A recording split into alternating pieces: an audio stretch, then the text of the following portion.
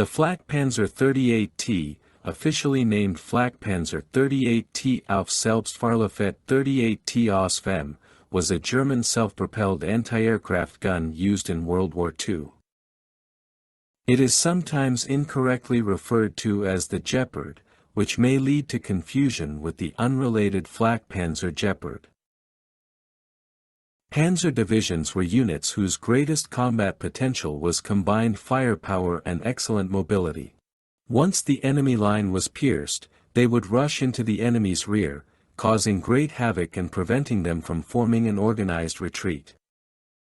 Towed anti-aircraft guns did not work well in this concept to protect the tanks from enemy aircraft, so a weapon system with better speed was more desirable. Half-tracks armed with anti-aircraft guns proved vital in providing the panzer divisions with protection from enemy aircraft attacks, but they themselves were far from perfect. Probably their greatest drawback was the lack of protection. Developing a mobile self-propelled anti-aircraft vehicle based on a tank chassis was deemed to be more effective. The Flakpanzer 38T was designed around the chassis of the LT-38, a pre-war Czech design, which following the German occupation was produced for the Wehrmacht as the Panzer 38T until it was no longer effective. As the vehicle used the OSFM chassis, the engine was located near the middle of the vehicle, and the armament was placed at the rear in a specially designed armored section. The hull and the remaining parts of this vehicle body were constructed using armored plates riveted or to a smaller extent welded together. The superstructure could fold down to allow 360-degree traverse at low elevation. Enemy air targets that were high in the sky could be engaged with the folding sides fully raised. When these shield plates were folded down, the only protection for the crew was the gun shield itself. The whole installation was far from perfect as the crew would need some time to fold down these shields when engaging targets at a lower height, time that could be vital for the vehicle and the crew's survival. This was probably the main reason why on vehicles that were used by frontline troops the armor plates were often folded down. Being an open-topped vehicle and with low armor thickness, crew protection was on a very low level. Camouflage and a well-selected field position were essential for survival. Another consequence of being an open-topped vehicle was that the crew was also exposed to weather conditions. A canvas cover could be placed over the vehicle but it limited the crew's view of the surroundings.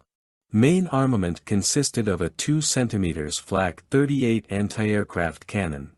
It was designed to shoot down low-flying aircraft, but it was also found to be very effective when used against unarmored ground targets.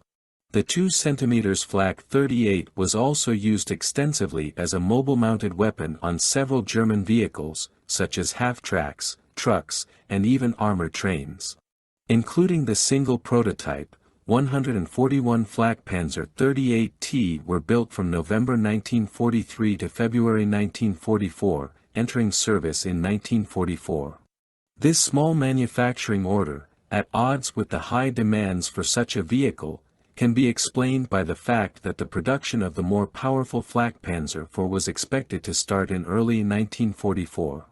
The Flakpanzer 38T was intended to be issued to the anti-aircraft platoon of each tank battalion in a panzer division.